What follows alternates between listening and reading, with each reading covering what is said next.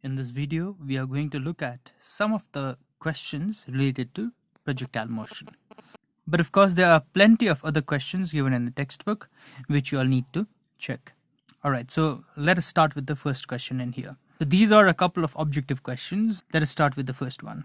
So it says, what is the angle between the directions of velocity and acceleration at the highest point of a projectile path? This is the highest point of the projectile path. Now at this highest point, what happens is the vertical component of the velocity is 0 because this body, this projectile is not going to move any further upwards. So the only velocity it possesses at this highest point is the horizontal component of velocity, which is u cos theta. And it is because of this horizontal component of velocity that this projectile travels some horizontal distance further from this point also. So at the highest point, the vertical component of velocity is 0. The projectile only has horizontal component of velocity u cos theta at this particular point. And of course, the acceleration that acts at any point on the path of the projectile is the acceleration due to gravity.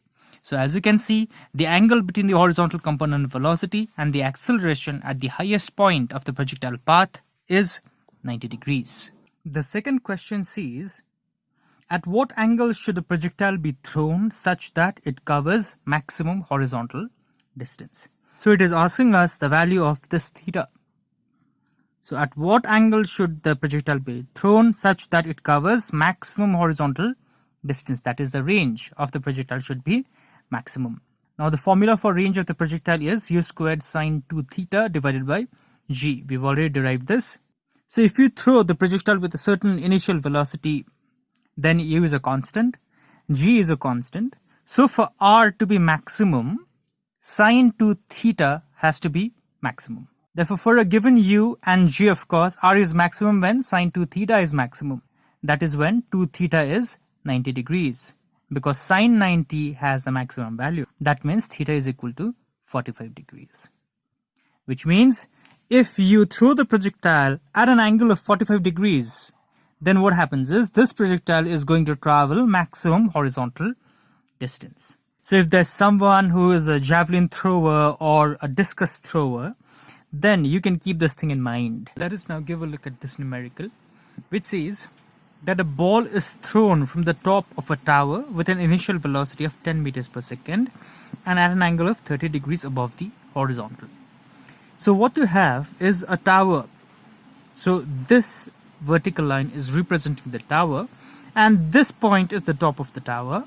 Now the question is saying that from the top of the tower you are throwing a ball at an angle of 30 degrees with respect to the horizontal. So this is the horizontal. So with respect to the horizontal, the angle is 30 degrees.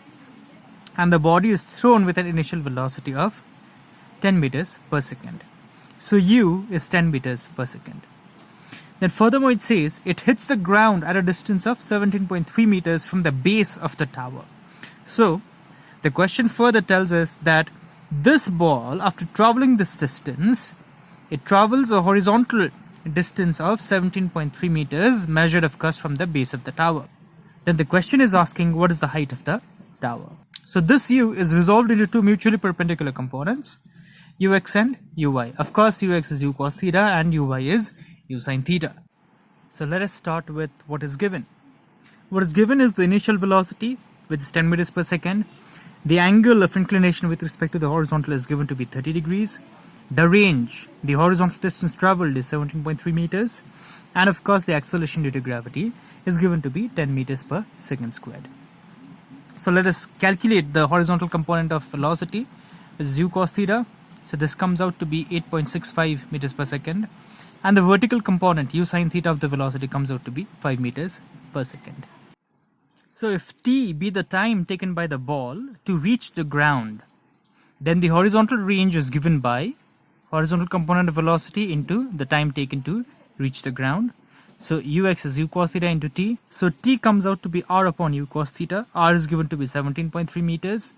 And u cos theta we've calculated it to be 8.65 meters per second. So t therefore is 2 seconds. But we also see that in the same time t of 2 seconds, the ball is also covering a vertical distance, which is of course equal to the height of the tower.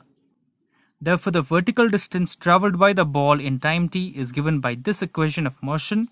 S in this case is equal to the height of the tower h, which is equal to, since we are only considering vertical motion over here, u is uy into the time t plus half acceleration is g into t squared. So therefore h is minus 5. Why minus 5? Because uy is in the upward direction, as you can see. And since we want to find the height of this tower, so therefore we need to consider motion in the downward direction, that is in the direction of the force of gravity, or in the direction of acceleration due to gravity. Therefore uy is negative here. Therefore h is minus 5 into 2 the time plus half, g is given to be 10 into 2 squared. You check your mathematics, h comes out to be 10 meters. Therefore the height of the tower is 10 meters.